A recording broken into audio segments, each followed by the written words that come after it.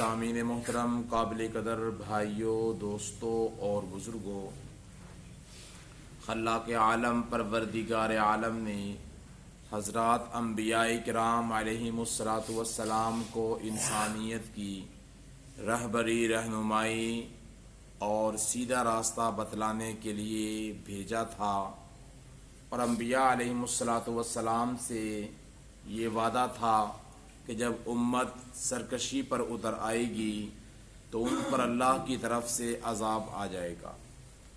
فرمایا حتیٰ اذا استیأس الرسل، انبیاء اور رسول جس وقت مایوس ہو گئے، وظنوا انہم قد کذبوا، تحقیق انہوں نے گمان کیا کہ شاید ان کے ساتھ جھوٹ کہا گیا ہے یا ان کے ساتھ غلطی کا معاملہ برتا گیا ہے۔ فرمایا جاءہم نصرنا، تو اللہ کی مدد آ گئی۔ انبیاء نے کیسے گمان کیا، مایوس کیسے ہوئے؟ اللہ تبارک و تعالیٰ کی طرف سے ایک طے تھا کہ جب امت سرکشی پر اتر آئے گی تو اللہ کا عذاب آئے گا۔ امت سرکشی پر اتر آئی، اللہ کا عذاب نہ آیا یا آنے میں دیر ہوئی تو انبیاء علیہ الصلوۃ والسلام اس پر مایوس ہوئے تھے، اور انبیاء علیہ الصلوۃ والسلام اس پر پریشان ہوئے تھے۔ جب وہ پریشان ہوئے تو اللہ رب العزت کی طرف سے فرمایا جاءہم نصرنا، ہماری مدد آ گئی۔ انبیاء علیہ الصلوۃ والسلام کے لیے وہ مدد تھی، اور جو سرکش اقوام تھی ان کے لیے وہ عذاب کا کوڑا تھا۔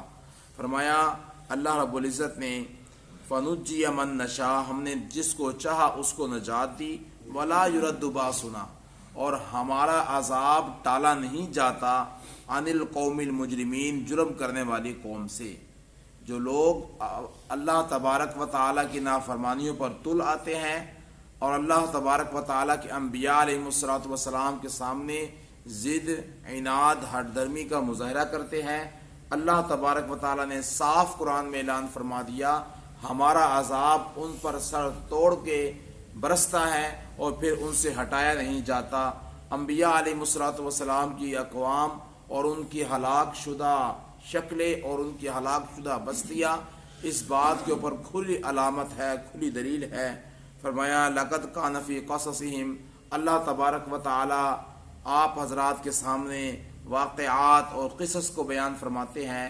یہ واقعات اور قصص صرف قصے کہانی کے طور پر نہیں ہیں، بلکہ یہ عبرت کے حاصل کرنے کے لیے ہوتے ہیں۔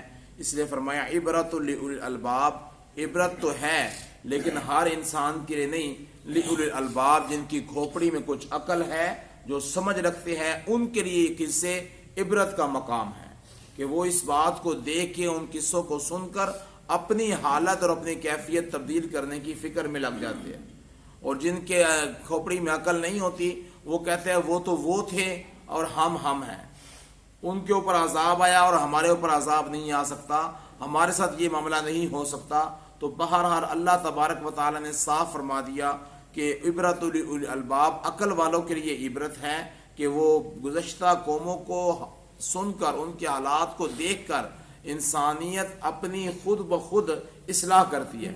اس لیے اللہ رب العزت نے انبیاء علیہ الصلوۃ والسلام کی اقوام کی واقعات کو بیان فرمایا۔ ما کان حدیثا یفترا، یہ کوئی گھڑی ہوئی بات نہیں ہے کہ اللہ تبارک و تعالیٰ تمہارے سامنے گھڑ کے پیش کر رہے ہیں، بلکہ یہ سارے کے سارے واقعات سابقہ کتابوں میں بھی آتے رہے ہیں، سابقہ امتوں کے ساتھ یہ برتے ہیں، تو اللہ تبارک و تعالیٰ نے اس کو اکٹھا کر کے قرآن میں میرے اور آپ کے سامنے بیان فرما دیا۔ فرمایا وَلَٰكِن تَصْدِيقَ الَّذِي بَيْنَ يَدَيْهِ، جو پہلے کتابیں آئی وہ بھی تصدیق کرتی آئی ہیں۔ قرآن مجید حق اور سچ ہے، اس کی تصدیق بھی پہلی کتابوں میں موجود ہے، اور آپ صلی اللہ علیہ وسلم نے بھی خود قرآن مجید کی تصدیق فرمائی، اور اسی طرح اللہ تبارک و تعالیٰ نے حضور صلی اللہ علیہ وسلم کی آنے کی نشانیاں یہ بھی سابقہ کتابوں میں موجود تھی، اور آپ صلی اللہ علیہ وسلم نے اس کی تائید فرمائی۔ فرمایا اللہ رب العزت نے وَتَفْصِيلَ كُلِّ شَيْءٍ، قرآن مجید کے کچھ خصوصیات اور صفات میں سے یہ ہے کہ ہر چیز کی وہ تفصیل کرتی ہے، وضاحت کرتی ہے کہ حلال یہ ہے، حرام یہ ہے، جائز یہ ہے، ناجائز یہ ہے، صحیح یہ ہے، غلط یہ ہے، جنت کی طرف لے جانے والا یہ راستہ ہے اور جہنم کی طرف لے جانے والا یہ راستہ ہے۔ ہر چیز کھول کر، دودھ کا دودھ اور پانی کا پانی، حق و باطل میں فرق کر کے سامنے روز روشن کی طرح عیاں کر دیتا ہے قرآن مجید. تو اس لیے فرمایا وَتَفْصِيلَ كُلِّ شَيْءٍ، ہر چیز کی تفصیل ہے، ہر چیز کی وضاحت اس کے اندر موجود ہے. اور بعض ایسے مقامات ہیں کہ جس پہ اللہ تبارک و تعالیٰ نے ایسے طریقے سے انسان کو مثال دے کے واضح کیا ہے کہ اس سے اچھی کوئی بات واضح کرنے والا نہیں ہے. فرمایا قرآن مجید جہاں تفصیل کرتا ہے اور چیزوں کی ہدیٰ و رحمہ، ہدایت بھی ہے رحمت بھی ہے. ہدایت ایسے ہے، اللہ کے نبی صلی اللہ علیہ وسلم نے فرمایا کہ جو لوگ قرآن مجید کو سنتے ہیں ان کو اللہ ہدایت عطا فرماتا ہے، اور بعض لوگ وہ ہیں جو قرآن مجید کو سنتے ہیں اور اللہ تبارک و تعالیٰ ان کو گمراہ کر دیتے ہیں. پھر آیت مبارکہ آپ صلی اللہ علیہ وسلم تلاوت فرمائی، یضل بہ کثیرا و یہدی بہ کثیرا. یہی قرآن ہے، اس سے بہت سے لوگ گمراہ ہو گئے، یہی قرآن ہے بہت سے لوگ اس سے بامراد ہو گئے، ہدایت یافتہ بن جائیں گے. آپ صلی اللہ علیہ وسلم قرآن پڑھا کرتے تھے، صحابہ علیہ رضوان سنا کرتے تھے، چھپ چھپ کے مشرکین اور کفار اور سرداران قریش بھی سنا کرتے تھے، اور بعض منافق بھی آپ کی مجلس میں بیٹھ کے سنا کرتے تھے. قرآن نے اپنی دو خصوصیات ذکر کی ہے کہ یضل بہ کثیرا و یہدی بہ کثیرا، بہت سے لوگوں کے لیے ہدایت کا سبب بنتا ہے، بہت سے لوگوں کے لیے گمراہی کا سبب بنتا ہے. جب آپ بیان کرتے تو صحابہ کا ایمان بڑھ جاتا، منافقوں کا نفاق بڑھ جاتا، کافروں کا کفر بڑھ جاتا.